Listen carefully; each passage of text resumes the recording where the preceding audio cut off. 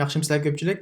Kinoda ئىنگىلىزتىلىنى programmasiga xush kelibsiz. Bu qismlikqa 6-chi qismlik darsimiz bo'lib, bu qismda Kung Fu Panda, Panda degan mushuk, Gumpuchi mushukning birinchi bo'limidan inglizcha o'rganamiz. Unda siz texnologiya ekranda bo'lsa. Blind from overexposure to pure awesomeness. He's too awesome and attractive. How can we repay you? There is no Yana bir anlamda. too awesome And attractive. How can we repay you? How can we repay you dedi. Repay. Repay. Bu yerda pay to'lamak degan gap. Ingliz tilida p'ning oldiga re kelib, repay, re qitilsa qanda shu ishni qayta qilmoq deydi. Lekin miyada repay degani birinchi ma'nosi qarzni qaytarmoq degan gap. Repay. Qarzni qaytarmoq. Ikkinchi ma'nosini yaxshilik javob qaytarmoq degan gap. Ma kinoda ishlatayotganda yaxshilik javob qaytarmoq. How can we repay you dedi. Yoki how can you repay him? Biz uning yaxshiligiga qanday javob qaytaramiz? How can I repay you? Sening yaxshiligingga men qanday javob qaytaraman? Dedim. Bunga bir misol bersam, he had to sell his car. He had to sell his car. U mashinasini sotmasa olmaydi. To repay the bank loan. Miyatga repay degan qanday qarzni qaytarmoq. Repay the bank loan degan bankning qarzini, loan qarz. U bankning qarzini qaytarish uchun qanday mashinasini sotayotmasa olmaydi dedi. He had to sell his car to repay the bank loan. Repay. Bu qarzni qaytarmoq. Ikkinchi ma'nosi yaxshi javob qaytarmoq degan shunaqmi? How can I ever repay you for all your help?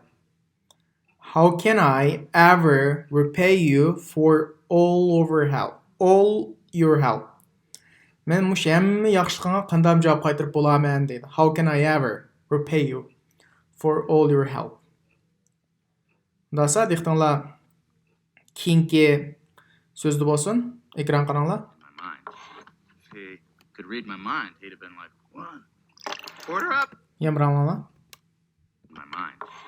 If he could read my mind, he'd have been like, "What?" If you could read my mind. Read my mind. In my mind. If he could read my mind, he'd have been like, Read my mind dedi. Read my mind. Read mind. Read one's mind. Birisining qanday mind degan qalb, ko'ngil degan gap, ko'nglini o'qimoq degan gap, ko'ngilligini topmoq degan gap. Ko'ngilligini topmoq. Yoki qo'sqidikini bilmakmi deb qo'yamiz-ku. Buning jumla tuzbasam readning o'tgan zaman shakli read. Read. You read my mind. O ko'nglimdikini topding. Yoki qo'sqimdikini topding. Ko'nglimdikini topding. You read my mind. That's where I want to go to dinner. That's where I want to go to dinner. Men oshyaga kechtamoq bag'im batdi dedi. Yo birisi qanday kechtamoq miyaga borlay degandikilar shuni o'ylayotgan bo'lsanda you read my mind. That's where I want to go to dinner. Ko'ngillikni topmoq. Yana bir jumla tuzbasam I can't read your mind. I can't read your mind. Mana your arba bir arch qopdi. I can't read your mind. Men sening ko'ngillikni topolmayman. Just tell me. Bo'ldi men deb ber demakchi. Qo'sqimdikini top dema demakchi. I can't read your mind. Just tell me. Undasi eng oxirgi o'rganmoqchi bo'lgan so'zga ekran qaranglar. "The whooshy finger hold. Oh, you know this hold. You're bluffing. You're bluffing. She Yana bir anlamda. finger hold. Oh, you know this hold. You're bluffing. You're bluffing. You are bluffing dedi. You are bluffing. Yani bluff. Bluff. Bu gap ko'p qo'llandi. Popoz qilmoq, qo'rqoq sanmoq degandek ma'nosi bor. Bluff. Masalan, ensirmay paqasan qo'rqoq sab qo'yatdi yoki popoz qilyotdi degandaymiz. Don't worry, he's just bluffing. Don't worry, he's just bluffing. Ensirmay faqat qo'rqoq sab qo'yatdi. Yana bir jumla tuzbasam, she said she would quit. She said she would quit. U qanday? Ishlamayman dedi u. But that was just a bluff. But that was just a bluff. Faqat qo'rqoq selyotdi. Ishlamayman deb qo'ygan bilan ishlaydi.